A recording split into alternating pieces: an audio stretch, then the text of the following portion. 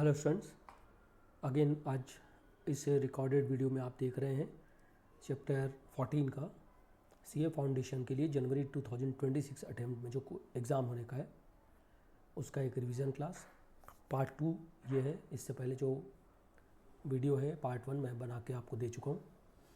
उसमें हम लोगों ने कवर किया था मीन, मीडियन एंड मॉड, और साथ ही साथ कुछ बहुत सिंपल सी बातें और थी उसमें। अभी इस वीडियो में अपन कवर करते हैं आगे का कुछ पार्ट। जैसे अपने पास एक है ज्योमेट्रिक मीन। तो ज्योमेट्रिक मीन जो होता है ना, हालांकि इसके बारे में थोड़ी बातें पिछले वीडियो में भी हुई थी कि अगर 2 नंबर का ज्योमेट्रिक मीन लेना है तो दोनों को मल्टीप्लाई करके पावर 1/2 ले लो। 3 नंबर का ज्योमेट्रिक मीन लेना है तो तीनों को मल्टीप्लाई करके पावर 1/3 ले लो। जितने नंबर रहेंगे उनका मल्टीप्लिकेशन करके, 5 नंबर है तो पाँचों को मल्टीप्लाई करके पावर 1/5 ले लो। और इसका ऑप्शन कैसे यूज़ करके अपन आंसर ला सकते हैं ये पिछले वीडियो में मैंने बताया था। इस वीडियो में हम थोड़ी और बात करते हैं। आगे एक टॉपिक है हार्मोनिक मीन। तो हार्मोनिक मीन क्या होता है? हार्मोनिक मीन की बहुत थोड़ी सी बातें एपीजीपी चैप्टर में भी हुई थी। हार्मोनिक मीन में क्या होता है कि जो एपी होता है ना, अरिथमेटिक प्रोग्रेशन होता है, अगर हम उसके सारे नंबर को उल्टा कर दें तो जो सीरीज़ मिलती है उसको हार्मोनिक प्रोग्रेशन कहते हैं। और जैसे अरिथमेटिक मीन में अपन 2 नंबर है तो a+b/2 करते हैं। हार्मोनिक मीन अगर हमको 2 नंबर का लेना है ना तो हम करते हैं 2ab/a+b। और ये जो 2ab/a+b है, इसमें जो मेनली जो क्वेश्चन आता है हार्मोनिक मीन में, वो ऐसी स्टोरी बना के आता है कि a person travel from city A to B. एक बंदा है, सिटी ए से बी तक गया। सपोज़ वो जाते समय उसकी एवरेज स्पीड है 20 km/h, और उसी पाथ से वो बंदा वापस आया बी टू ए, और आते समय फॉर एग्जांपल उसकी एवरेज स्पीड है 30 km/h। और क्वेश्चन में बोला जाएगा कि पूरा जाना आना मिला के उस बंदे का एवरेज स्पीड क्या है। तो इस केस में ना बच्चों, ये जो फॉर्मूला है हार्मोनिक मीन का लगेगा, बिल्कुल नहीं बोलना कि सर वो जाते समय 20 है और आते समय 30 है तो 20 + 30/2 कर देंगे, ऐसा नहीं है। 20 + 30/2 कर देंगे, ऐसा नहीं है। ये बन जाएगा 2 टाइम्स ऑफ 20 × 30 डिवाइडेड बाय 20 + 30। तो यहाँ पर हो जाएगा हार्मोनिक मीन = कैलकुलेशन आप जो करेंगे आपका आंसर यहाँ मिल जाएगा। ठीक है, तो इस तरीके से आप हार्मोनिक मीन कैलकुलेट कर सकते हैं। और अगर हम एक और फंडे की बात करें, कंबाइंड हार्मोनिक मीन, तो कंबाइंड हार्मोनिक मीन जो होता है ना, कंबाइंड हार्मोनिक मीन जो होता है ना, उसमें मान लो 2 कैटेगरी है। उसमें एक में मान लीजिए n1 नंबर ऑफ ऑब्जर्वेशन है, n2 सेकेंड कैटेगरी में नंबर ऑफ ऑब्जर्वेशन। और फॉर एग्जांपल फर्स्ट कैटेगरी का हार्मोनिक मीन h1 है, सेकेंड कैटेगरी का हार्मोनिक मीन h2 है। तो सीधा सीधा कंबाइंड हार्मोनिक मीन हो जाएगा n1 + n2 divide by n1/h1 + n2/h2। और इस फॉर्मूले से आप कंबाइंड हार्मोनिक मीन निकाल सकते हैं।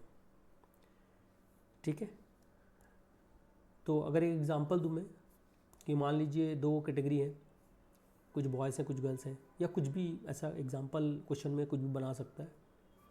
सपोज़ एक में 15 मेंबर है और एक में सपोज़ 20 मेंबर है। जिसमें 15 मेंबर है ना, सपोज़ उस ग्रुप का हार्मोनिक मीन सपोज़ 75 है, और जिसमें 20 मेंबर है ना, सपोज़ उस ग्रुप का हार्मोनिक मीन 40 है। तो बोलेगा पूरे कंबाइंड ग्रुप का हार्मोनिक मीन बताइए। तो ये कैलकुलेशन आप इस तरीके से वैल्यू रख के कर सकते हैं। ठीक है, तो ये कंबाइंड हार्मोनिक मीन का ही फंडा हो गया। तो basically geometric mean, harmonic mean, बहुत सरल क्वेश्चन आते हैं इसके। और मेन जो अभी आपको मैं करवा रहा हूँ एक क्वेश्चन, आप देखिएगा ये बना पा रहे हो कि नहीं। जैसे सुन लेना है बस क्वेश्चन आपको। चलो लिख लेते हैं। क्वेश्चन लिखा है the harmonic mean of 1, 1/2, 1/3 dash dash dash dash. खूब सारे नंबर हैं 1/n। अब सर आप कहेंगे कि सर बहुत सारे नंबर हैं तो कैसे करें। यहाँ पर जैसे आपने 2 नंबर का बताया, 2 नंबर है ए और बी। तो ए और बी अगर दो नंबर है तो दो नंबर का हार्मोनिक मीन होता है 2ab upon a plus B. दो नंबर का हार्मोनिक मीन होता है 2ab upon a plus B, 2ab upon a plus B. और बहुत सारे नंबर का हार्मोनिक मीन लेना है तो कैसे करें? इसका जब सबसे बड़ी तरीका ये होता है, शॉर्टकट ये है, देखो आप चाहो तो डायरेक्ट ऐसे बना सकते हो, किताबों में इसी का सॉल्यूशन रहता है, बट शॉर्टकट ये है कि इसमें ना आप let n equal to 2 assume कर लेना। और अगर आप n को 2 लेते हो इट मीन्स अब आपको ना हार्मोनिक मीन केवल दो नंबर का निकालना है। अगर आप n को 3 लेते तो हार्मोनिक मीन 3 लोगों का निकालना पड़ता। अगर n को 4 लोगे तो 4 नंबर का हार्मोनिक मीन लेना पड़ेगा।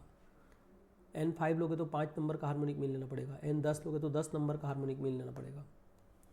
पर अगर n को 2 लेते हो तो केवल 2 ही नंबर का हार्मोनिक मीन लेना पड़ेगा। 2 नंबर का हार्मोनिक मीन लेने का तो तरीका बता दिया हम। तो हार्मोनिक मीन का फंडा क्या होता है बोलो? 2ab, यानी 2 इंटू 1 इंटू 1/2, 2ab हो गया। ये 1 एक नंबर और एक 1/2 दूसरा नंबर, 2ab upon a plus B बोला है। इसमें a प्लस बी बोला है तो ये 1 और 1/2 को ऐड कर दो, 1 + 1/2 हो जाएगा, तो 2ab upon a plus B हो जाएगा। तो यहाँ से जो आपका हार्मोनिक मीन मिलेगा ये हो जाएगा आपका 2 और 2 कट जाएगा, यहाँ पर 2 और ये वाला 2 कट जाएगा, तो बचेगा केवल 1 अपॉन 1 + 1/2 जाता है 3/2, 1 + 1/2 हो जाएगा 3/2। उल्टा करोगे तो बन जाएगा 2/3, उल्टा करोगे तो बन जाएगा 2/3। ठीक है, तो ये इस तरीके से इसका हार्मोनिक मीन निकाल सकते हो। 4 ऑप्शन रहेगा। अच्छा, अगर 4 ऑप्शन में ऑब्वियसली आंसर तो n के फॉर्म में रहेगा, तो पहला है 1 अपॉन n + 1, दूसरा ऑप्शन है 2 अपॉन n + 1, तीसरा ऑप्शन देख लो कुछ कौन था, ऑप्शन देख लो कुछ गलत है। कैसे सही आंसर ऑप्शन बी क्यों है? क्योंकि जब आपने क्वेश्चन में n की जगह पे 2 रखा था, जब आप क्वेश्चन में n की जगह पे 2 रखते हो तो क्वेश्चन में अगर n की जगह पे 2 रखते हो तो आंसर में भी n की जगह पे 2 रखोगे, और जब आंसर में n की जगह 2 रखोगे तो बनेगा 2 + 1, तो 2 + 1 मतलब क्या बन जाएगा? 3, दिस बिकम्स 2/3, ये हो जाएगा 2/3। ठीक है, तो इस तरीके से आप हार्मोनिक मीन का क्वेश्चन भी बना सकते हैं। इनके अलावा आप लोगों को एक फंडा सिखाना है मुझे, क्वार्टाइल, डिसाइल, परसेंटाइल, जो मीडियन होता था ना उसी के कॉन्सेप्ट हैं। ठीक है स्टूडेंट्स, तो क्वार्टाइल की अगर मैं बात करूं तो क्वार्टाइल 3 क्वार्टाइल होते हैं। अगर हमारे पास कोई डेटा है, लोएस्ट वैल्यू है डेटा का, ये हाईएस्ट वैल्यू है। अगर हम डेटा को 4 इक्वल पार्ट में बांटना चाहते हैं तो एक वैल्यू हमें चाहिए रहेगी Q1, एक Q2 और एक Q3। Q1 को कहते हैं फर्स्ट क्वार्टाइल, एक और नाम है लोअर क्वार्टाइल। Q3 के दो नाम है थर्ड क्वार्टाइल या अपर क्वार्टाइल। Q2 के दो नाम है सेकेंड क्वार्टाइल या एक और नाम है इसका मीडियन, बिकॉज ऑफ बीच में है। तो इसका मतलब ये हुआ कि मीडियन की पढ़ाई हम कर चुके हैं, मतलब आप कह सकते हैं कि हाँ सर हमें Q2 कैलकुलेट करने आता है। वैसे ही एक अगर हमारे पास खूब सारे डेटा है तो अगर हम उसको 10 पार्ट्स में डिवाइड करें तो डिसाइल बोलते हैं उसको। 10 पार्ट में डिवाइड करने के लिए आपको इधर और इस तरीके से इधर 4 कट लगाने होंगे। दैट इज़ ये वाला पॉइंट जो हमको मिलना है, ये वाली वैल्यू, इसका नाम होगा D1, that is the first decile. Last वाले का नाम होगा D9, 9th डिसाइल। आप देख सकते हैं बीच में जो है D5 है, that is the 5th decile. इसके लेफ़्ट साइड में आपके पास यहाँ पर 5 पार्ट है, आप ये देख सकते हैं, और राइट साइड में भी हमारे पास 5 पार्ट है। तो D1 is the lower decile and D9 is the upper decile. इसके अलावा अगर हमको खूब सारे नंबर्स दिए गए, अगर हम इसको 100 पार्ट्स में डिवाइड करना चाहते हैं तो इसको परसेंटाइल कहते हैं। कहीं रास्ते में P10 पड़ेगा, कहीं तो रास्ते में P99 पड़ेगा, 90 पड़ेगा, 95 पड़ेगा, P75 रास्ते में मिलेगा, P25 मिलेगा। यानी आप ढेर सारे पॉइंट्स निकालेंगे जिससे आपके कोई भी वैल्यू एग्ज़ाम में पूछा जा सकता है। P1 से लेकर के P99 के बीच का कुछ भी वैल्यू एग्ज़ाम में आ सकता है। इसमें लोअर परसेंटाइल P10 को कंसिडर करते हैं और अपर परसेंटाइल P90 को कंसिडर करते हैं। तो इसमें D5 जो है आपका वो मीडियन है और P50 जो है आपका मीडियन है। तो इस तरीके से आप समझ सकते हो कि मीडियन Q2 भी है, मीडियन जो है वो D5 भी है, मीडियन जो है वो P50 भी है। तो ये सारे मीडियन है। अगर आपको मीडियन निकालने बोले या Q2 या D5 या P50 तो सबका मतलब सेम है। अगर हम इसमें क्वेश्चन बनाते हैं तो सबसे पहले तो हमको फॉर्मूले की ज़रूरत पड़ेगी। Q1 that is the first quartile, Q2 यानी सेकंड क्वार्टाइल, Q3 यानी थर्ड क्वार्टाइल, ये सब इन सब के फॉर्मूले की ज़रूरत पड़ेगी हमें, है ना। हमको D1 से लेकर के D9 तक के फॉर्मूले की ज़रूरत पड़ेगी, हमको P1 से लेकर P99 तक के फॉर्मूले की ज़रूरत पड़ेगी। ढेर सारे फॉर्मूले हमको चाहिए। तो ये ढेर सारे फॉर्मूले का एक शॉर्टकट मैं आपको बता देता हूँ। इसका शॉर्टकट है स्टार n+1 अपॉन हैश शेथ टर्म, स्टार n+1 अपॉन हैश शेथ टर्म। सर ये क्या चीज़ है, ये तो कुछ अजीब सा लग रहा होगा आपको। शॉर्टकट है, मैंने आपके लिए बनाया शॉर्टकट। आप इतने सारे फॉर्मूले एक ही फॉर्मूले से याद रख सकते हो। तो जैसे मैंने कहा कि आपको अगर जितने डेटा दिए जाएंगे वो n हो जाएगा। डिवाइडेड बाय का मतलब है कि आप उस डेटा को 4 पार्ट में डिवाइड कर रहे हो या बांट रहे हो, 10 पार्ट में डिवाइड कर रहे हो या 100 पार्ट में डिवाइड कर रहे हो। अगर क्वार्टाइल की बात आएगी तो आप हैश का मतलब 4 लेंगे, अगर डिसाइल की बात आएगी तो आप हैश का मतलब 10 लेंगे, और अगर परसेंटाइल की बात आएगी तो हैश की जगह पे 100 रखेंगे। और स्टार तो उससे भी सरल है, जो क्वार्टाइल या जो डिसाइल या जो परसेंटाइल बोला जाएगा वो स्टार बन जाएगा। जैसे अगर आपको बोला जाए 5th डिसाइल निकालो तो आप स्टार की जगह 5 रख दो, और बिकॉज ऑफ डिसाइल बोला गया है तो हैश की जगह पे 10 रख दो। अगर आपको बोला जाएगा 7th डिसाइल निकालो तो स्टार की जगह 7 करना, हैश की जगह पे 10 करना। अगर आपको थर्ड क्वार्टाइल बोलेंगे, ठीक है, तो स्टार की जगह पे 3 और हैश की जगह पे 4 आ जाएगा। ठीक है स्टूडेंट, आई होप सो आप लोग को मेरी आवाज़ क्लियर आ रही होगी। थोड़ी तबीयत ख़राब है पिछले तो कुछ दिनों से, 2-4 दिनों से, तो थोड़ी तकलीफ़ तो है बोलने में भी, और थोड़ा फीवर सा भी मुझे थोड़ा सा फील हो रहा है। तो खैर ठीक है, आप लोगों के लिए वीडियो मैं बिल्कुल कोशिश कर रहा हूँ रेगुलर वे पे बनाऊँ। कभी एक आध दिन किसी कारण से अगर नहीं बना पा रहा हूँ वीडियो तो कोई बात नहीं, मैं आपका पूरा सिलेबस करके कंप्लीट दूंगा आपको एग्ज़ाम से पहले। तो यहाँ पर देखिए स्टार और हैश को क्या रखना समझ में आ गया है। वही ये पूरे जो क्वेश्चन जिससे दिख रहा है फॉर्मूले से दिख रहा है साफ साफ कि यहाँ पर फ्रीक्वेंसी नहीं है।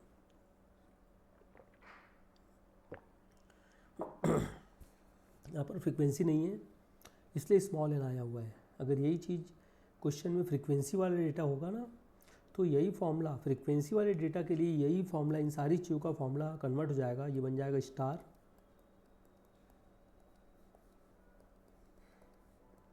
कैपिटल n+1 अपॉन हैशियत टर्म हो जाएगा। ये हो जाएगा आपका star into capital n+1 upon हैशियत टर्म हो जाएगा। और उसके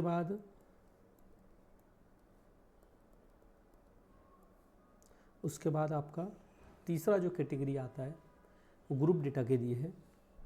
तो ग्रुप डेटा के लिए ये सारे फॉर्मूले अगेन क्वार्टाइल तीनों, डिसाइल सारे D1 से लेकर D9, परसेंटाइल सारे P1 से P99, सबका एक फॉर्मूला मैंने बना दिया है L+-C upon F into I। और जैसे ही मैंने कहा कि ये वाला हिस्सा क्या होगा तो आपको याद होगा मीडियन में ये n/2 आता था, बट यहाँ पर हम लोग मीडियन, क्वार्टाइल, डिसाइल, परसेंटाइल सबकी बात कर रहे हैं। तो ये आएगा स्टार n अपॉन हैश हो जाएगा, स्टार n अपॉन हैश हो जाएगा। ठीक है, और इस तरीके से आप समझ सकते हो कि सारे फॉर्मूले आपके पास क्वार्टाइल, डिसाइल, परसेंटाइल के हो गए। मैं एक एक क्वेश्चन बता देता हूँ सारे वैरायटी का। तो इसमें आपको सबसे पहला एक क्वेश्चन मैं आपको दे रहा हूँ इंडिविजुअल डेटा के लिए। चलिए उसमें हम एक काम करते हैं, फर्स्ट क्वार्टाइल निकाल लेंगे। अगर अपन डिसाइल की बात करें तो कोई D7 निकाल लेते हैं चलो। परसेंटाइल की बात करें तो P22 निकाल लेते हैं चलो। तो आपको कुछ भी ऐसा क्वार्टाइल, डिसाइल, परसेंटाइल दे सकता है। मैं सबसे पहले 3 क्वेश्चन बना के दूंगा यहाँ से, इन 30 पार्ट से, यानी इंडिविजुअल डेटा से। फिर मैं आपको 3 क्वेश्चन, एक क्वार्टाइल, एक डिसाइल और एक परसेंटाइल बना के दूंगा ये फ्रीक्वेंसी वाले क्वेश्चन के वैरायटी से। अगेन एक क्वार्टाइल, एक डिसाइल, एक परसेंटाइल का हम बना लेंगे क्वेश्चन ये क्लास इंटर लेवल वाले पैटर्न से। तो वेराइटी 100% कवर किया जा रहा है आप लोगों के लिए। हाँ, कोई नंबर ऑफ क्वेश्चन हम एक ही पैटर्न का या एक ही फॉर्मूले से रिलेटेड बहुत सारे क्वेश्चन तो नहीं कर पाएंगे। हाँ, वेराइटी सारे कवर कर रहा हूँ मैं आपके लिए। चलिए, डेटा भी हम रैंडम ले लेते हैं। कोई किताब मैंने सामने नहीं रखी, मुझे नहीं पता क्या कैलकुलेशन आएगा। कैलकुलेशन आप सबको करना रहेगा, मैं आपको फंडामेंटल चीज़ें बता दूंगा।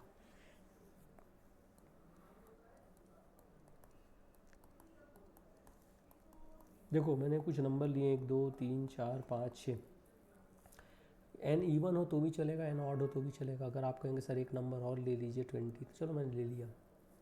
चलिए, यहाँ पर दिख रहा है आपको 7 कुछ डेटा है, 7 डेटा है, तो यहाँ n = 7 है। आपको सबसे पहला ध्यान ये रखना है क्वार्टाइल डिसाइल परसेंटाइल निकालते समय, बिकॉज ऑफ ये मीडियन का ही पार्ट है, मतलब मीडियन का ही वेराइटी है। सबसे पहले चेक कर लेना एग्जाम में कि डेटा अरेंज किया गया है कि नहीं किया गया। नहीं किया तो करना 2 3 5 7, देखो अरेंज करना पड़ेगा। पहले 7 लिखा था, फिर 5 लिखा था, 5 7 करना पड़ेगा। 10 15 एंड 20। अब ये डेटा जब अरेंज हो गया ना, आपको दिख रहा है साफ साफ n7 है, तो फॉर्मूला लगाने आना चाहिए। फर्स्ट क्वार्टाइल का क्या फॉर्मूला लगेगा, तो मैं पहला क्वेश्चन बना के दे रहा हूँ। फर्स्ट क्वार्टाइल का फॉर्मूला हो जाएगा 1 × n+1, दैट इज़ द 7+1।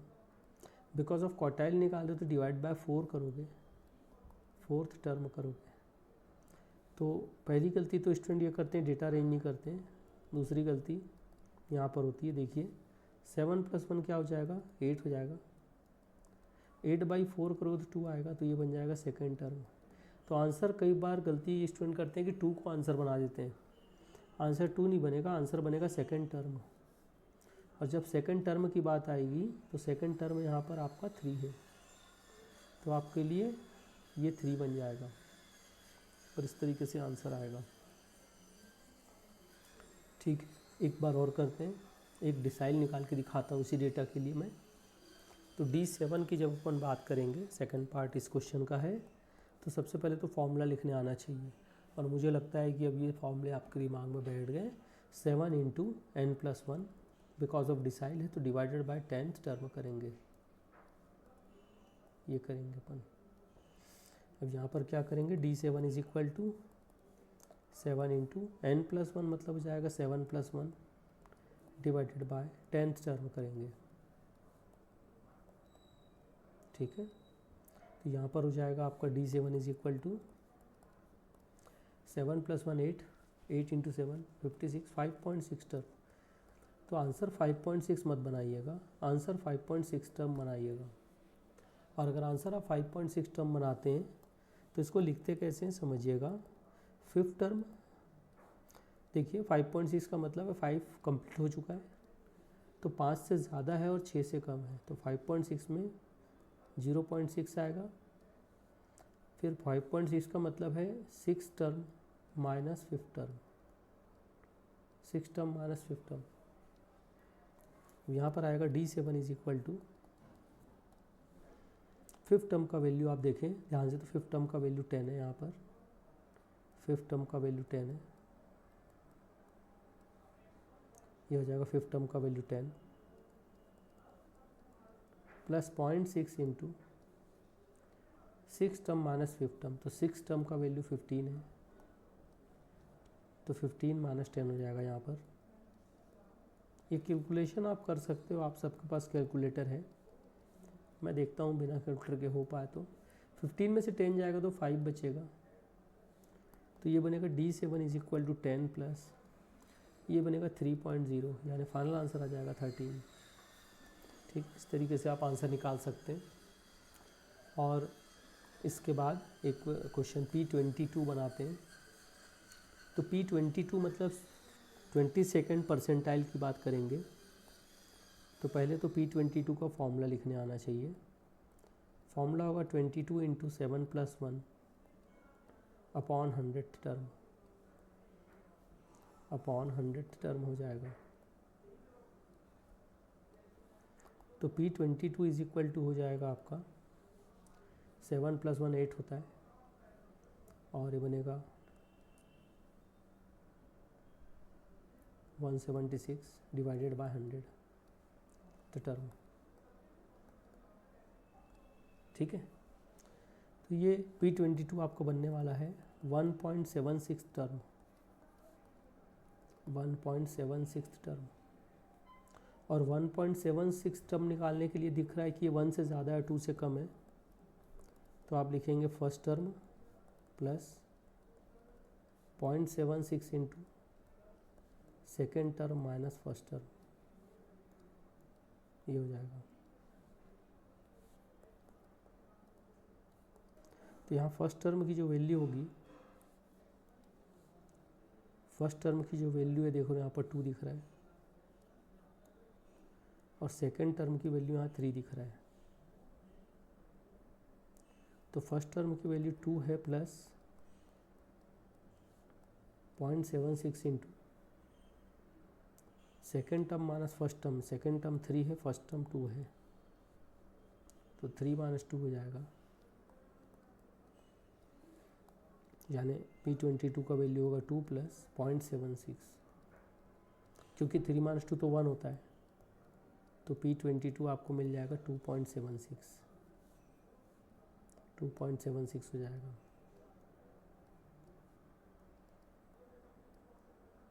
ये आंसर आ जाएगा।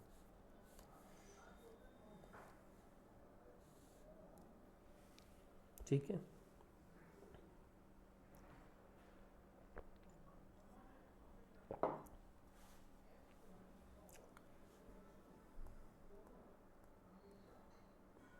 चलिए अब आगे बढ़ते हैं सेकंड वैरायटी पे।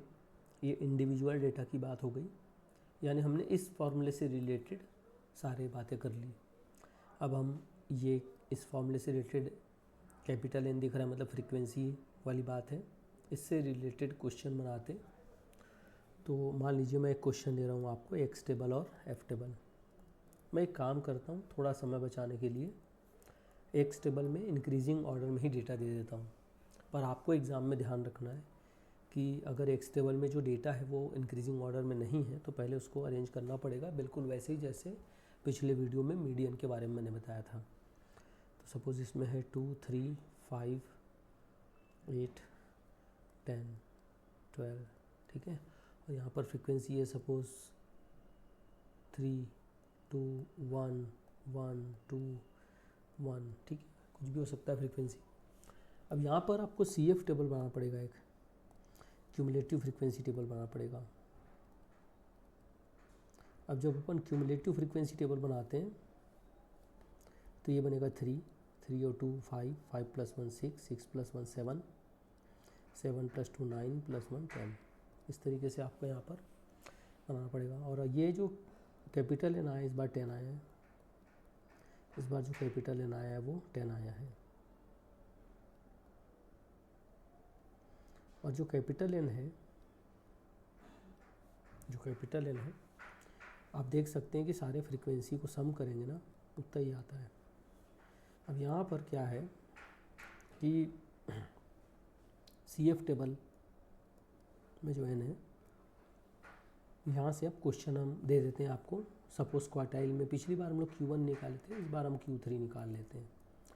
पिछली बार हम लोग डिसाइल का क्वार्टाइल डिसाइल में मैंने लिया था आपके लिए D7, मतलब सेंटर से राइट साइड का लिया था। इस बार सेंटर से लेफ़्ट साइड ले लेते हैं, वैरायटी कवर हो जाएगा और कुछ नहीं। सपोज़ आप निकालना चाहते हो D3, और परसेंटाइल का अपन लोगों ने सेंटर से लेफ़्ट साइड का लिया था, इस बार सेंटर से राइट साइड का ले लेते हैं P67। चलिए थोड़ा अजीब सा वैल्यू लें तो चलेगा।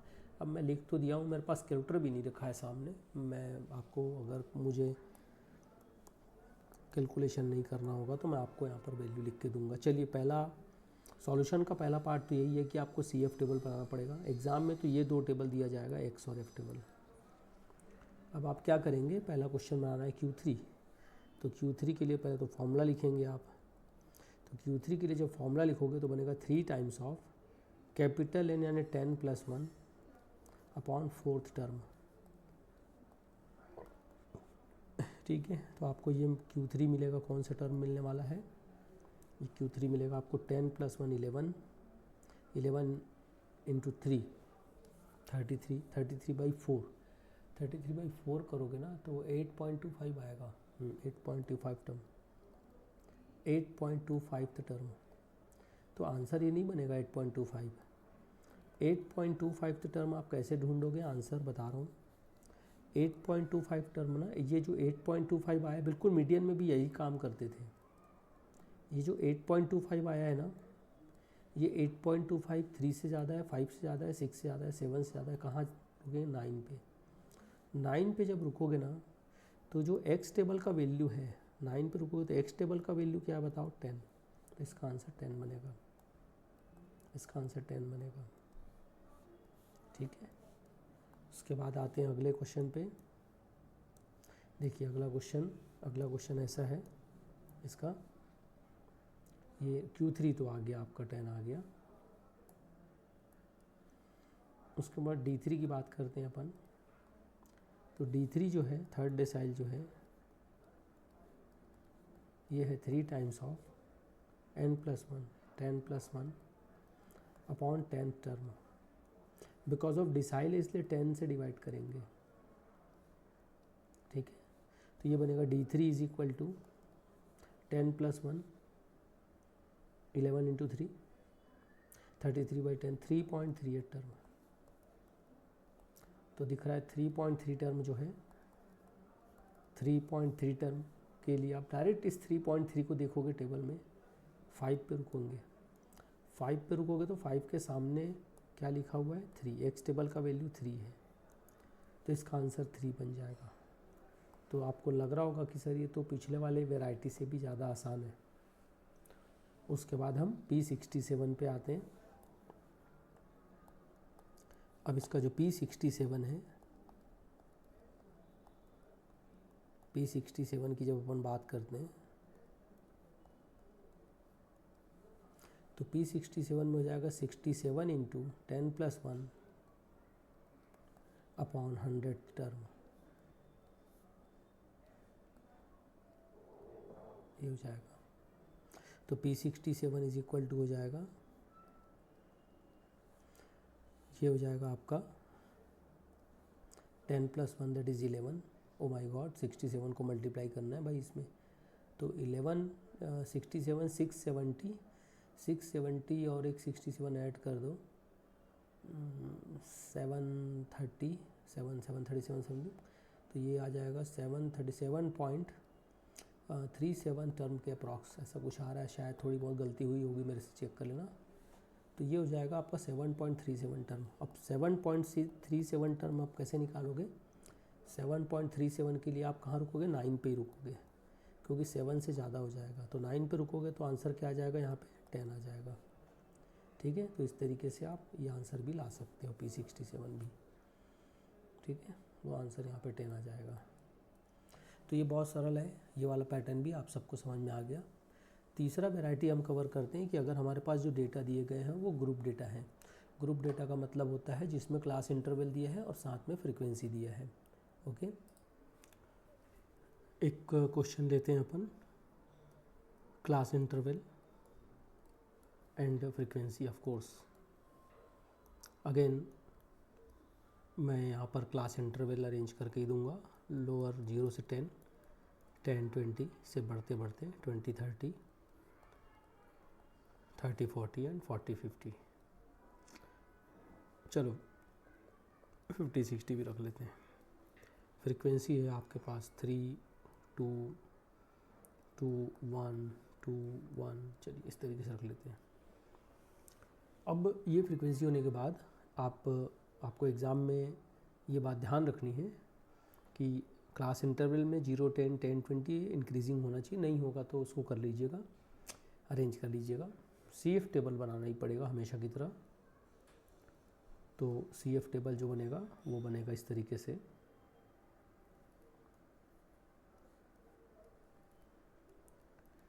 थ्री 3+2 5 5+2 7 7+1 8 +2 10 +1 11, और ये कैपिटल N होगा हमारे फॉर्मूले का।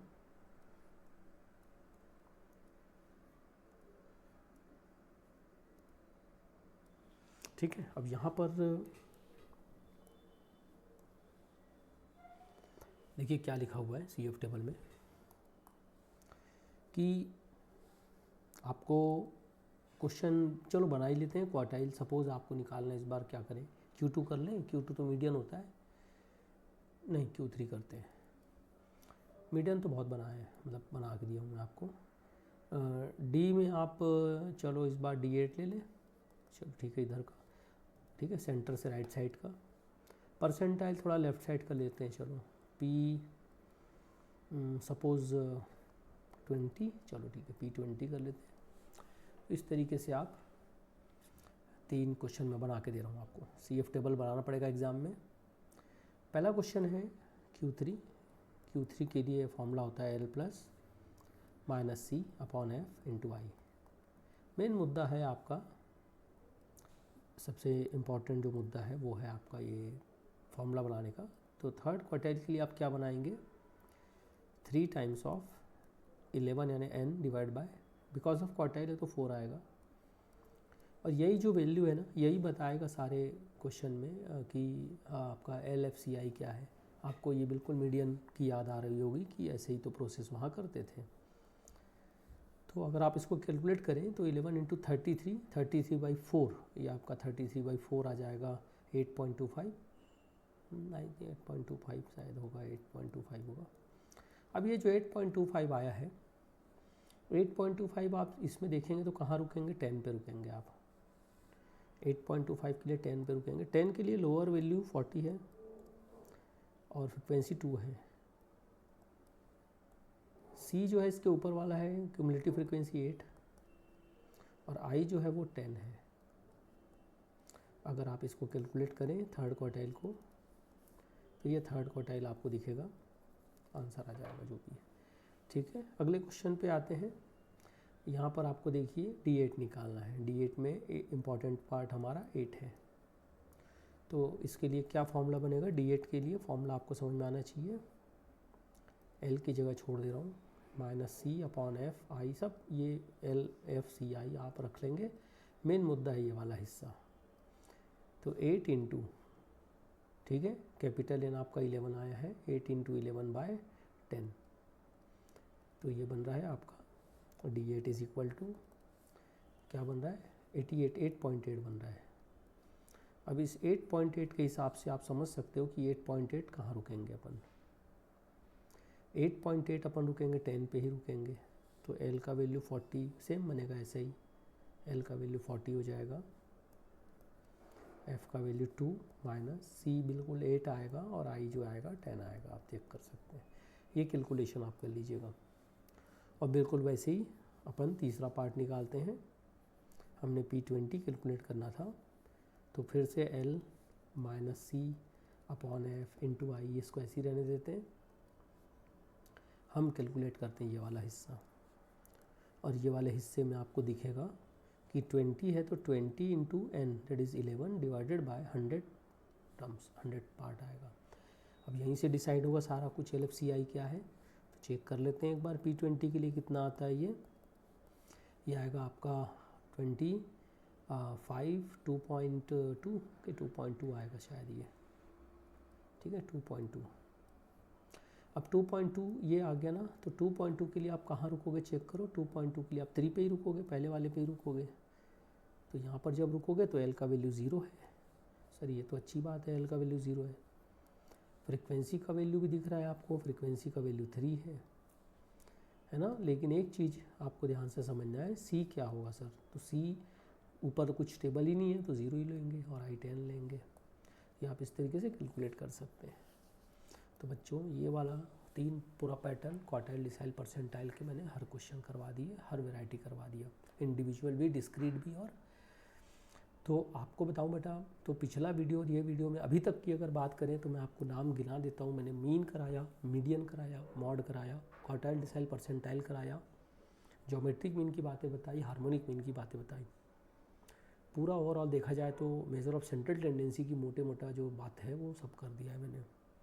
अब इसमें दूसरा पार्ट आता है डिस्पर्शन। पिछले वीडियो 1 घंटे का और अभी लगभग अप्रॉक्स आधे घंटे हुए हैं, 34-35 मिनट, 1.5 घंटे करीब में हमने कवर कर लिया है पूरा मेजर ऑफ सेंट्रल टेंडेंसी को। अब हम लगभग 1.5 घंटे में कवर करेंगे डिस्पर्शन को, मेजर ऑफ डिस्पर्शन। तो अभी का आधा घंटा लगभग और एक वीडियो और 1 घंटे का, तो 3 घंटे में बहुत सिस्टमेटिक सारी वैरायटी कवर करने की कोशिश कर रहा हूँ मैं। तो बच्चे लोग, रेंज जब हम पढ़ते हैं, मेजर ऑफ डिस्पर्शन जब हम पढ़ते हैं तो सबसे पहला टॉपिक आता है रेंज, और रेंज के साथ हम पढ़ेंगे कोफिशिएंट ऑफ रेंज।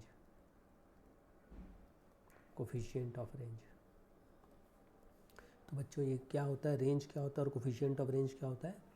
बहुत ही सिंपल है रेंज। रेंज होता है largest value minus smallest value. यहाँ पर एल का मतलब लोअर वैल्यू नहीं समझना, यहाँ पर एल का मतलब होता है लार्जेस्ट वैल्यू और एस का मतलब होता है स्मॉलेस्ट वैल्यू।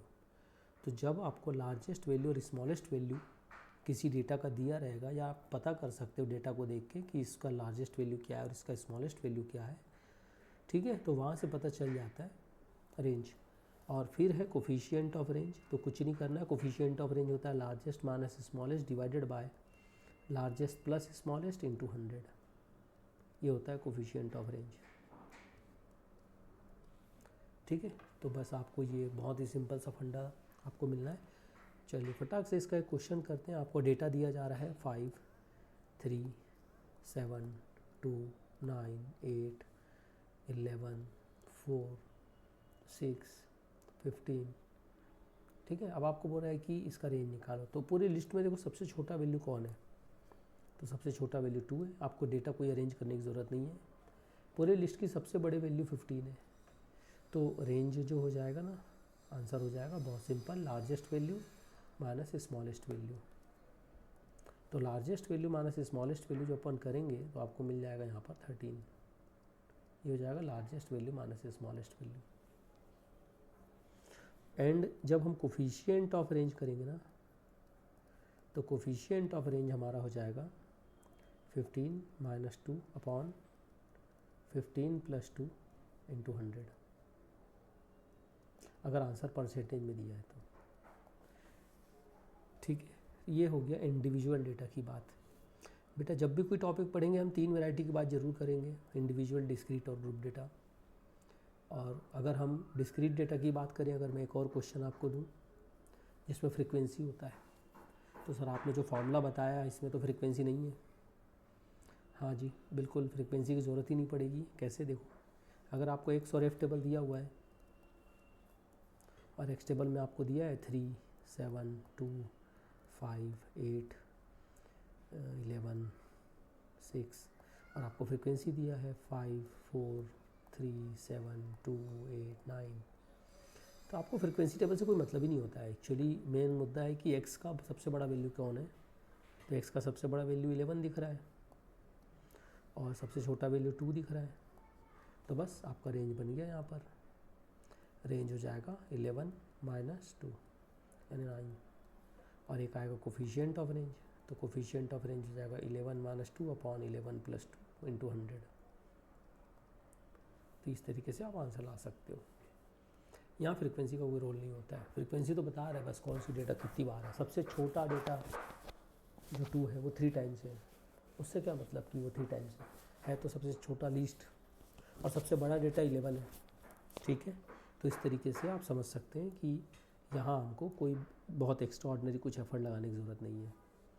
अब हम आते हैं हमारे, अगर अपन बात करें ग्रुप डेटा की, तो क्लास इंटरवल और फ्रिक्वेंसी दिया जाएगा। यहाँ भी आपको एक चीज़ तो समझ में आ गया होगा कि क्लास इंटरवल से ही मतलब है, फ्रिक्वेंसी से मतलब नहीं है। तो फ्रिक्वेंसी तो आप कुछ भी लिख लो, सब उसमें लिखा है 10 से 20, 20 से 30, 30 से 40, 40 से 60, 60 से 65, 65 से 85 ऐसा लिखा है।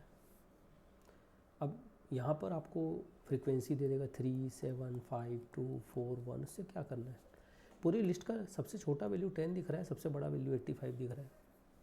आप कहेंगे सर ये कंटिन्यूस सीरीज़ है तो अपर वैल्यू को तो लिस्ट में ग्रुप में शामिल नहीं करते हैं। जैसे 60 से 65 में 60 इंक्लूड होता है बट 65 नहीं होता है, तो वैसे 65 से 85 में 85 इंक्लूड नहीं होना चाहिए। लेकिन जब रेंज निकालते हैं ना तो हम उसको इंक्लूड करते हैं, हम 84.99999 को तो इंक्लूड कर सकते हैं ना, दैट इज़ इक्विवेलेंट टू 85। तो आप कहेंगे जो रेंज होगा ना इस केस में रेंज हो जाएगा 85 माइनस 10, बहुत आसान आंसर है 75। और कोफिशिएंट ऑफ रेंज जो आएगा ना वो आ जाएगा 85 माइनस 10 अपॉन 85 प्लस 10 इंटू 100। ये कैलकुलेशन आप कर सकते हैं। एक बहुत ही इंपॉर्टेंट बात जो एग्ज़ाम में भी आया हुआ है, मैं आपको बता दूं कि कभी भी ये जो क्लास इंटरवल वाला क्वेश्चन है, बहुत ध्यान समझना इस बात को, ये वाला एग्ज़ाम में आया हुआ एक पॉइंट है जो मैं आपके सामने कवर कर रहा हूँ कि एग्ज़ाम में आया हुआ है क्लास इंटरवल दिया था, बट वो कंटिन्यूस ना देके डिसकंटिन्यूस दिया था।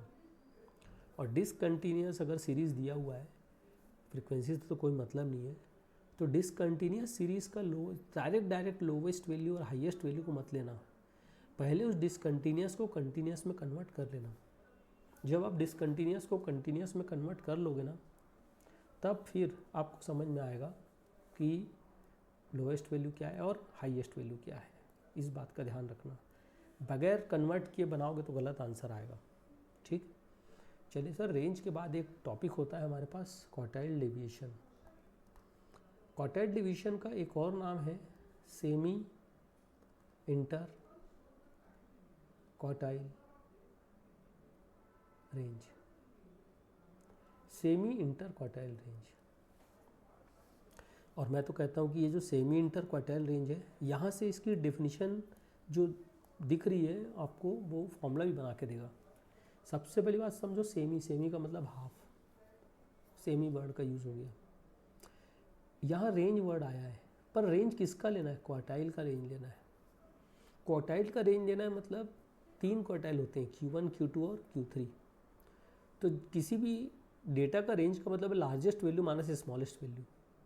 तो क्वार्टाइल के रेंज का मतलब है क्वार्टाइल का लार्जेस्ट वैल्यू माइनस क्वार्टाइल का स्मॉलेस्ट वैल्यू। तो क्वार्टाइल का लार्जेस्ट वैल्यू Q3 होता है ना तीनों क्वार्टाइल में, और क्वार्टाइल का स्मॉलेस्ट वैल्यू Q1 होता है, Q3 माइनस Q1/2। तो एक तो ये फॉर्मूला बन गया क्वार्टाइल डिवीजन का। सर इंटर का मतलब है, इंटर वर्ड का मतलब है कि जो Q1 और Q3 के बीच जो डेटा होता है वो इंटरनल डेटा, मतलब पूरे लिस्ट का बीच का डेटा है। Q1 से पहले का डेटा और Q3 के बाद का डेटा वो आउटर डेटा है। अब जब रेंज आया तो कोफिशिएंट ऑफ रेंज पढ़े, क्वार्टाइल डिवीजन आएगा तो हम पढ़ेंगे कोफिशिएंट ऑफ क्वार्टाइल डिवीजन।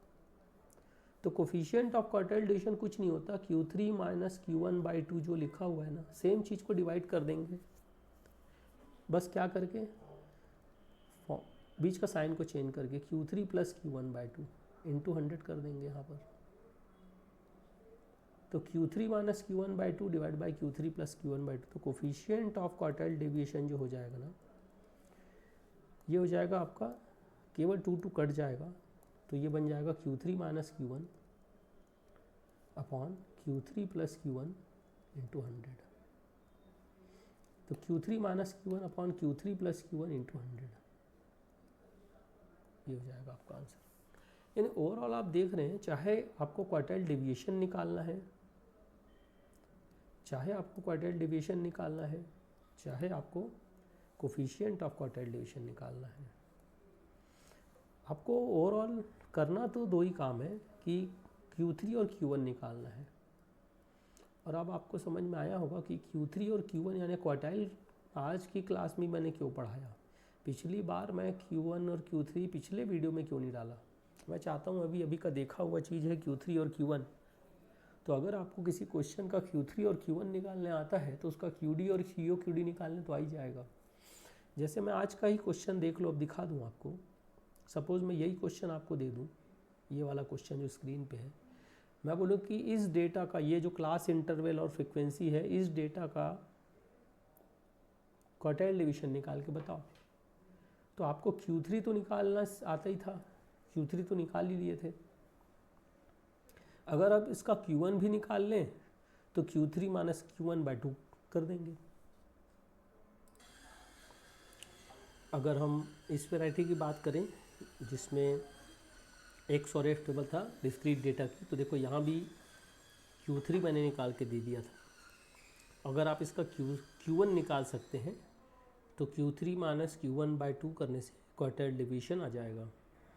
एक और जो था क्वेश्चन, ये इंडिविजुअल डेटा, देखो हम लोग यहाँ पर Q1 निकाले थे, अगर दिमाग लगा के Q3 भी निकाल सकते हैं तो फिर अगेन Q3 माइनस Q1/2 करने से क्वार्टाइल डिवीजन बन जाएगा।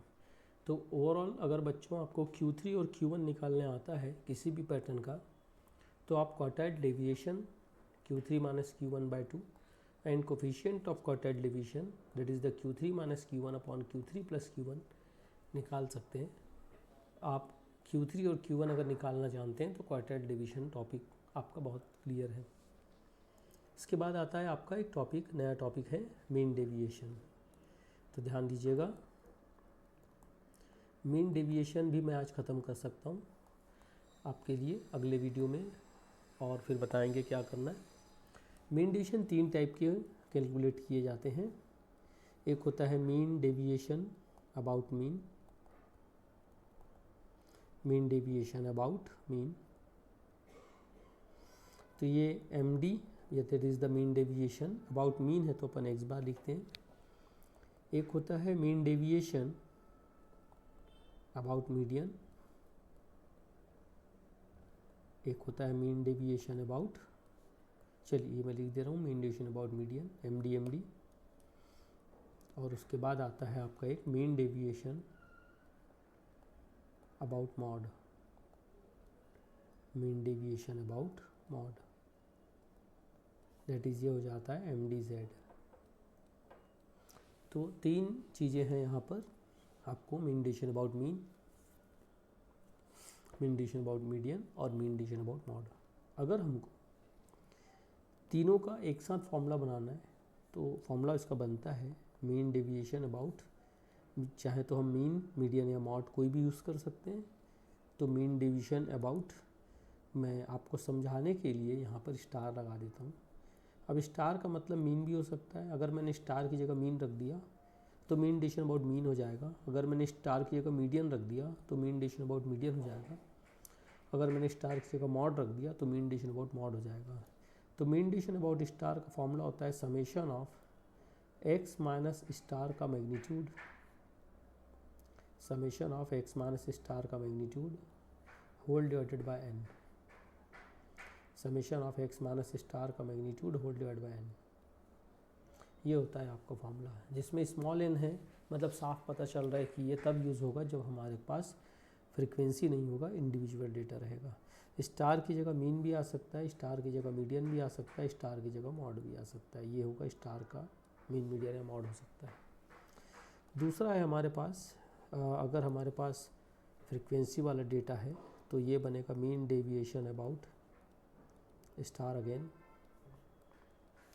Summation of f into x minus star का magnitude upon capital N। Capital N का मतलब होता है सारे फ्रीक्वेंसी का सम। अगेन स्टार की जगह मीन आ सकता है या मीडियन या मॉड आ सकता है। अब एक बात समझिए कि अगर आपको मीन निकालने आता है तो ही ये मीन डेविएशन अबाउट मीन बना सकते हो आप। अगर आपको मीडियन निकालने आता है तभी आप मीन डेविएशन अबाउट मीडियन बना सकते हो, और अगर आपको मॉड निकालने आता है तभी आप मीन डेविएशन अबाउट मॉड निकाल सकते हो। यानी इस टॉपिक को बनाने के लिए सबसे पहले ज़रूरी है कि आपको मीन, मीडियन या मॉड निकालने आना चाहिए, और आपको मीन, मीडियन, मॉड निकालना मैं सिखा चुका हूँ, तो मीन, मीडियन, मॉड निकालने आना चाहिए। अब अगर आपको मीन, मीडियन, मॉड निकालने आता है तो ये बना सकते हैं क्वेश्चन आप। इसमें एक बहुत इंपॉर्टेंट चीज़ है, देखो ये मैग्नीट्यूड, इसका मीनिंग समझते हो ना, कि अगर ये टेबल, अगर ये कैलकुलेशन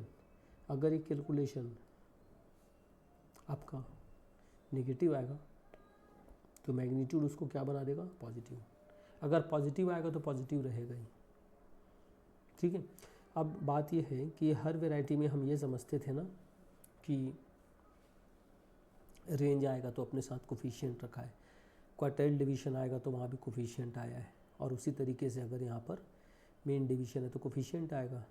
तो एक टॉपिक और बनेगा हमारा कोफिशिएंट ऑफ मीन डिवीजन, पर ये भी 3 होते हैं।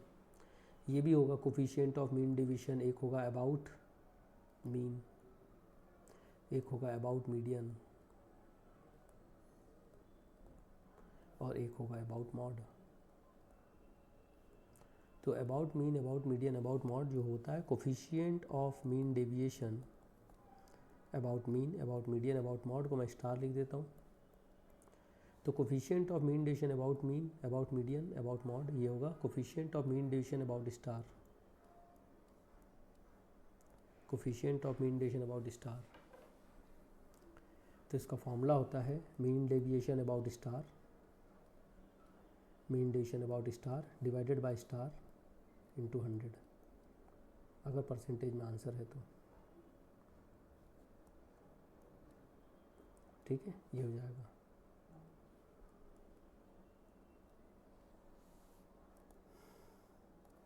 ठीक है, तो mean deviation about mean, about median, about mod, ये हो गया आपका।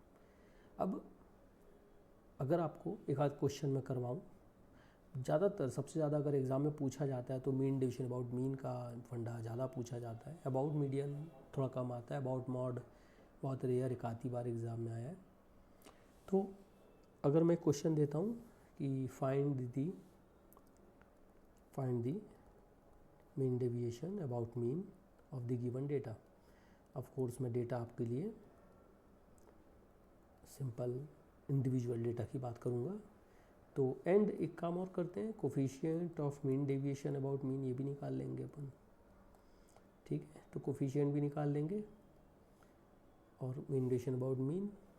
चलिए, तो डेटा है आपके पास सपोज 5, 3, 2, चलिए ये डेटा है आपके पास। अब इस डेटा का मेरे को मीन डेविएशन है, तो आप पहले एक टेबल बना लो। एक टेबल में 5, 3, 2, 4, 6। अब ये डेटा, सबसे बड़ी बात ये है कि इस डेटा को अरेंज नहीं करना है आपको। देखो, डेटा अरेंज करने का काम ना मीडियन, क्वार्टाइल, डिसाइल, परसेंटाइल वगैरह में होता था, यहाँ डेटा अरेंज करने की ज़रूरत नहीं है। अब आप क्या करेंगे, पहले तो सबसे पहले जैसे अगर बोलेगा ना मीन डेविएशन अबाउट मीन, तो सबसे पहले मीन निकालना। अगर बोलेगा मीन डेविएशन अबाउट मीडियन, तो सबसे फिर क्या निकालना, मीडियन। तो मीन डेविएशन अबाउट मीन निकालने के लिए सबसे पहले मीन निकालेंगे। इस क्वेश्चन में मीन डेविएशन अबाउट मीन बन सकता है, इस क्वेश्चन में मीन डेविएशन अबाउट मीडियन भी बन सकता है, इस क्वेश्चन का मीन डेविएशन अबाउट मॉड नहीं बन सकता। कारण कोई बताओगे? क्योंकि सारे डेटा अगर बराबर एक एक बार ही है तो इसमें मॉड निकालना पॉसिबल नहीं है। यही कारण है कि मीन डेविएशन अबाउट मॉड का क्वेश्चन रेयर देखने को मिलता है, किताबों में जनरली रहता भी नहीं। वो यही लिख के छोड़ देते हैं कि mean deviation about mod her question में नहीं निकाला जा सकता। तो आपको क्या करना है, सबसे पहले तो मीन निकालना रहेगा। आपको मीन निकालने के लिए कुछ नहीं करना है सर, फॉर्मूला होता है x bar is equal to summation x upon n। तो ये हो जाएगा x bar is equal to summation x, देखो क्या है, 5, 3, 8, 2, 10, 20, 20 डिवाइड बाई 5, तो x bar is equal to 4 है।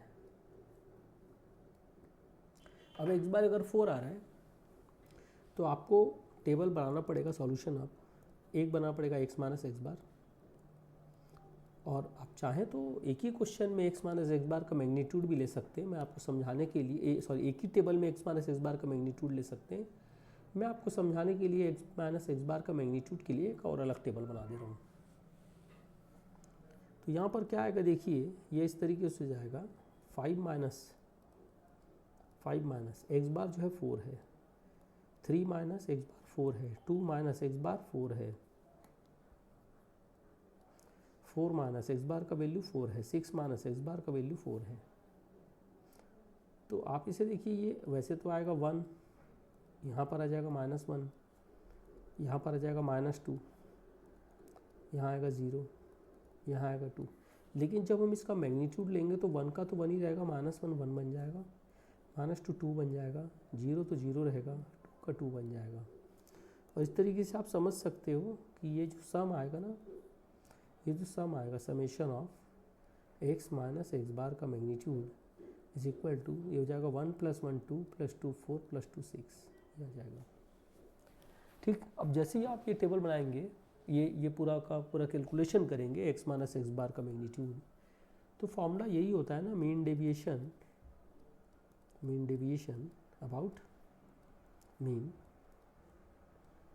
About mean. फॉर्मूला क्या होता है, summation of x minus x bar का मैग्नीट्यूड अपॉन n। ठीक है, तो ये बन जाएगा आपका, ऊपर आ जाएगा आपका 6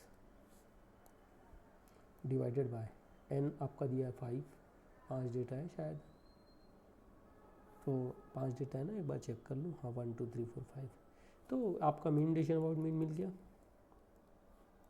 हो जाएगा 1.2, ठीक है, इस तरीके से आप आंसर ला सकते हो। अगर इसी क्वेश्चन में आपको कोफिशिएंट की बात करूँ, अगर कोफिशिएंट ऑफ मीन डेविएशन, अगर कोफिशिएंट की बात करूँ तो coefficient of mean deviation about mean,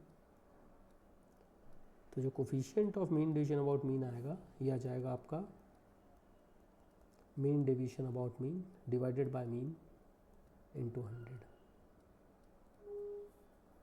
तो यहाँ पर मीन डेविएशन अबाउट मीन हो जाएगा आपका 1.2 डिवाइडेड बाय एक्स बार आपको कितना आया था, 4 आया था, इंटू 100। तो इस तरीके से कैलकुलेट करने से बन जाएगा ये 25 आएगा, आई थिंक सो 25 और 1.2, तो ये हो जाएगा 25 और 25 तो 32.5 समथिंग आ जाएगा। अगर अपन मल्टीप्लाई करते हैं इसको, और ये आपका आंसर है तो ये आपका आंसर बनेगा 30। और आपको जैसे ये मैंने दिया mean deviation about mean, same वैसे ही आ सकता है मीन डेविएशन अबाउट मीडियन, वैसे ही आ सकता है मीन डेविएशन अबाउट मॉड। एक आध क्वेश्चन अगर हम कवर करना चाहें तो आप यहाँ से कवर कर सकते हैं। जैसे फ्रीक्वेंसी वाला क्वेश्चन है मान लीजिए, तो सपोज़ फ्रीक्वेंसी वाला क्वेश्चन रहेगा, तो पहले तो जैसे मैं आपको एक question mean deviation about mean का ही करा देता हूँ जिसमें फ्रीक्वेंसी है। तो एक्स टेबल है, एफ टेबल है। सपोज़ एक्स टेबल में है 2 3 5 4 1, एफ टेबल में है सपोज़ 2 1 3 2 4। तो आपको सबसे पहले तो मीन निकालना पड़ेगा। मीन निकालने के लिए फॉर्मूला क्या होता है, summation of F x divided by summation of F, क्योंकि जब तक मीन नहीं निकलेगा तो आगे का टेबल नहीं बनेगा। तो एक एफ एक्स टेबल अपन बना लेते हैं। ये हो जाएगा 4 3 15 8 और 4। चलो चेक करते हैं ये कितना आ रहा है। 4 3 7 15 22 प्लस 8 22 प्लस 8 30 प्लस 4 34। तो ये 34 आ रहा है समेशन एफ, और ये आ रहा है 2 और 1 3 3 6 4 10 2 12 आ रहा है, 12 आ रहा है ये समेशन एफ। तो यहाँ पर आएगा 34 डिवाइडेड बाय 12। तो 34/12 देख लीजिए कितना आ रहा है कैलकुलेशन करके।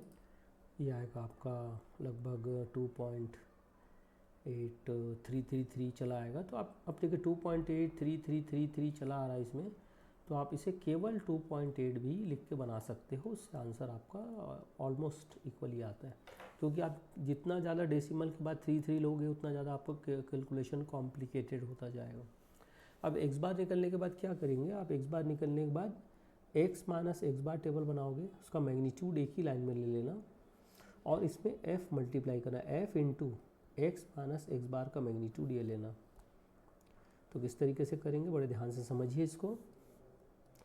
एक्स बार है आपका ये 2 है, एक्स का वैल्यू 2 है, तो 2 में से 2.8 माइनस करोगे तो 0.8 आएगा। 3 में से 2.8 माइनस करोगे तो 0.2 आएगा। 5 में से 2.8 माइनस करोगे तो 2.2 आएगा। 4 में से 2.8 माइनस करोगे तो 1.2 आएगा। और फिर 1 में से 2.8 माइनस करोगे तो 1.8 आएगा। मैग्नीट्यूड ले रहे हैं इसलिए आपको इसमें फ्रीक्वेंसी मल्टीप्लाई करना है। फ्रीक्वेंसी जैसे दिखा है 2 इंटू 0.8 करोगे तो 1.6 हो जाएगा। 1 इंटू 0.2 करोगे तो 0.2 आएगा। 2.2 इंटू 3 करोगे तो 6.6 आ जाएगा। 1.2 इंटू 2 करोगे तो 2.4 आएगा और 1.8 इंटू 4 करोगे तो 7.2 आएगा। जब आप इसको सम करते हैं पूरे को तो आपको ये जो समेशन मिलने वाला है ये आपको मिलेगा सम मिलेगा आपको 18 मिलेगा। और देखिए अब फ्रीक्वेंसी 12 है और ये 18 है, तो आप फॉर्मूला जब लगाएंगे मीन डेविएशन अबाउट मीन का, इस बार फ्रीक्वेंसी है तो summation of f into x minus x bar का मैग्नीट्यूड अपॉन कैपिटल एन या समेशन एफ आएगा। ठीक है, तो आप जब ये वैल्यू रखते हैं तो ऊपर आपको वैल्यू मिलना है 18 डिवाइडेड बाय 12। ये आई थिंक 1.6 आ जाएगा आंसर। तो ये होगा मीन डेविएशन अबाउट मीन का आंसर फ्रीक्वेंसी वाले केस में। और इसी तरीके से आप इसका कोफिशिएंट भी निकाल सकते हो। Coefficient of mean deviation about mean is equal to, ये जो मीन डेविएशन अबाउट मीन आपका आया है ना, डिवाइडेड बाय मीन करेंगे इंटू 100 करेंगे, यानी 1.6 जो भी आंसर आया था आपका ये वाला mean deviation about mean, divided by mean इसका आया था आई थिंक 3.8 इंटू 100 कर लेंगे। तो ये आंसर आ जाएगा इसका। देखो जैसे मैंने आपको मीन डिवीजन अबाउट मीन बताया, तो सबसे पहले आपको मीन निकालना है और मीन निकालने के बाद एक टेबल बनाना है। अब सेम ऐसे ही क्वेश्चन आ सकता है मीन डिवीजन अबाउट मीडियन। तो जो डेटा दिया जाएगा उसका सबसे पहले आपको क्या निकालना रहेगा, मीडियन। और जैसे मैंने यहाँ पर लिखा है x माइनस एक्स बार, मतलब मीन को मैंने माइनस किया है, आप उसमें मीडियन को माइनस करोगे। अगर फ्रीक्वेंसी वाला क्वेश्चन है तो फ्रीक्वेंसी मल्टीप्लाई करोगे। यानी कुल मिलाकर के मीन निकालते समय और मीडियन निकालते समय तो आपका एज इट इज़ जो फंडा पढ़ते आए हैं, जो पढ़े हुए हैं ऑलरेडी, वही यूज़ होगा। और मीन या मीडियन निकल जाने के बाद आपको ये टेबल और बनाना रहेगा। और मीन डिवीजन अबाउट मॉड भी निकाला जा सकता है, बशर्ते जो डेटा दिया उसका मॉड निकालना पॉसिबल हो। तो बच्चे लोग आज यहाँ तक पूरा कंप्लीट करते हैं। कल हम लोग इसके आगे की बात करेंगे अगले वीडियो में 1 घंटे के वीडियो में ये पूरा बचा हुआ पोर्शन इस चैप्टर का मैं अच्छे से कवर करके दूंगा आपको। तो स्टूडेंट ठीक है, thank you so much, bye bye, take care.